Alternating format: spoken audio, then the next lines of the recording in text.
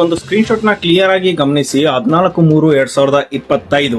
So ಮುಂದಿನ ತಿಂಗಳು 14ನೇ ತಾರೀಕು ಅಷ್ಟರಲ್ಲಿ PI ಕಾಯಿನ್ ಪ್ರೈಸ್ ಅರೌಂಡ್ $300 ಅಂದ್ರೆ $27,000 ರೀಚ್ ಆಗೋ ಚಾನ್ಸಸ್ ಇದೆ ಅಂತ ಅನ್ಬಿಟ್ಟು ಸಿಂಪ್ಸನ್ಸ್ ಪ್ರಿಡಿಕ್ಟ್ ಮಾಡ್ತಾ ಇದೆ. ಅದು ಇವಾಗ ತುಂಬಾ ವೈರಲ್ ಆಗ್ತದೆ ಇಂಟರ್ನೆಟ್ ಅಲ್ಲಿ.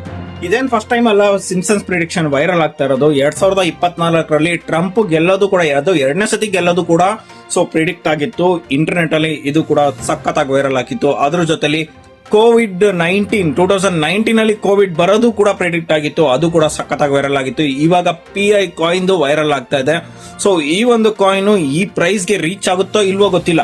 ಸೊ ನಿಮ್ಮ ಹತ್ರ ಈ ಒಂದು ಕಾಯಿನ್ ಇಲ್ಲ ಅಂತಂದ್ರೆ ಡೆಫಿನೆಟ್ಲಿ ಈ ಒಂದು ರ್ಯಾಲಿನ ಮಿಸ್ ಮಾಡ್ಕೊಂತಾ ಇದೀರಾ ಅಂತ ನೀವೇನಾದ್ರು PI ಕಾಯಿನ್ ನ ಮೈನ್ ಮಾಡಬೇಕು ಅಂತ ಹೇಳಿದ್ರೆ PI ಅಂತ ಕಮೆಂಟ್ ಮಾಡಿ. ನಿಮ್ಗೆ ನಾನು ಲಿಂಕ್ ಕಳಿಸ್ಕೊಡ್ತೀನಿ. ಅಪ್ಲಿಕೇಶನ್ ಡೌನ್ಲೋಡ್ ಮಾಡ್ಕೊಂಡು PI ಕಾಯಿನ್ ನ ಮೈನ್ ಮಾಡ್ಕೊಳ್ಳಿ. ಇನ್ ಕೇಸ್ ಏನಾದ್ರು ನಿಮ್ಮ PI ಅಪ್ಲಿಕೇಶನ್ ಆಲ್ರೆಡಿ ಡೌನ್ಲೋಡ್ ಆಗಿದ್ದು ಏನಾದ್ರು ಇಶ್ಯೂಸ್ ಇದ್ರೆ ಸೊ ಡೆಫಿನೆಟ್ಲಿ ಅದು ಇವಾಗ ರಿಸಾಲ್ವ್ ಆಗಲ್ಲ. ಡೌನ್ಲೋಡ್ ಮಾಡ್ಕೊಳ್ಳಿ ಹೊಸದಾಗಿ.